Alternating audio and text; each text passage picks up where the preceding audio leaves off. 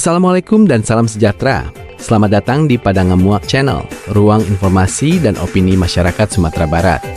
Di sini kita membahas isu-isu lokal dengan jernih, kritis, dan apa adanya.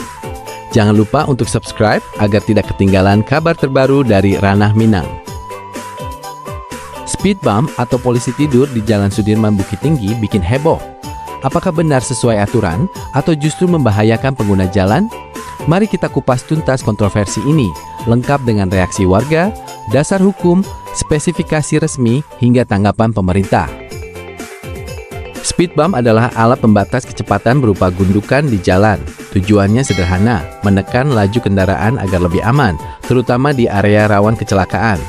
Menurut Permen Hub nomor 82 tahun 2018, speed bump harus memiliki spesifikasi jelas, tinggi maksimal 12 cm, lebar 30 cm, dengan cat kuning hitam reflektif. Artinya, tidak boleh sembarangan dibuat, karena menyangkut keselamatan pengguna jalan.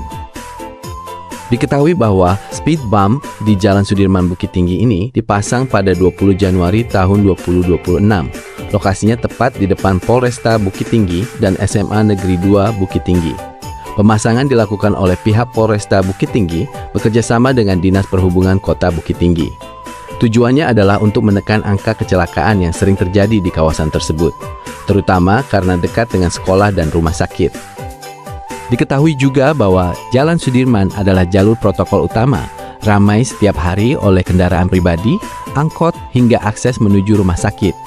Lalu lintas di sini padat, terutama pagi dan sore saat jam sekolah dan jam kerja. Karena itu, pemasangan speed bump dianggap perlu untuk menekan angka kecelakaan. Namun setelah dipasang, muncul beragam reaksi. Sebagian warga mendukung karena memang sering terjadi kecelakaan di sekitar sekolah dan rumah sakit. Mereka menilai speed bump bisa memaksa pengendara melambat. Tapi banyak juga yang protes. Alasannya, bentuk speed bump terlalu tinggi dan bersudut tajam. Motor jadi oleng, mobil berguncang keras, bahkan ambulans yang membawa pasien terganggu. Ada yang menyebut bukannya aman, justru berbahaya. Polresta Bukit Tinggi menyebut pemasangan ini masih tahap uji coba. Mereka ingin melihat dampak langsung terhadap lalu lintas. Sementara itu, Dinas Perhubungan mengakui bahwa speed bump tersebut tidak sesuai aturan resmi. Dishub berjanji akan berkoordinasi lebih lanjut, bahkan ada wacana pembongkaran atau perbaikan agar sesuai standar. Artinya, pemerintah tidak menutup mata terhadap keluhan masyarakat. Sampai hari ini, saat video ini direkam tanggal 23 Januari tahun 2026 jam setengah 11 siang, speed bump di Jalan Sudirman masih ada, tapi statusnya belum final. Pemerintah sedang menimbang apakah akan diperbaiki atau dibongkar.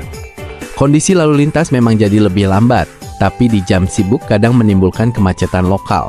Jadi, kontroversi ini masih terus berjalan menunggu keputusan resmi. Kalau kita lihat dari sisi aturan, jelas speed bump harus sesuai spesifikasi. Kalau terlalu tinggi atau tajam bisa membahayakan.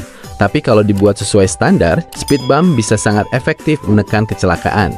Jadi, masalahnya bukan pada ide pemasangan, melainkan pada eksekusi yang tidak sesuai aturan. Ini pelajaran penting, setiap kebijakan harus memperhatikan aspek teknis dan keselamatan. Speed bump di Jalan Sudirman Bukit Tinggi adalah contoh nyata bagaimana sebuah kebijakan bisa menimbulkan pro kontra. Tujuannya baik, tapi pelaksanaannya harus sesuai aturan. Pemerintah sudah mengakui kekeliruan dan berjanji mengevaluasi. Warga berharap solusi terbaik segera diambil agar jalan tetap aman tanpa menimbulkan masalah baru. Bagaimana menurut kamu?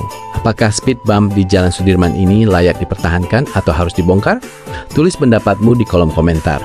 Jangan lupa like, share, dan subscribe Padang Ngamuak Channel untuk update isu-isu terbaru dari Sumatera Barat. Sampai jumpa di video berikutnya.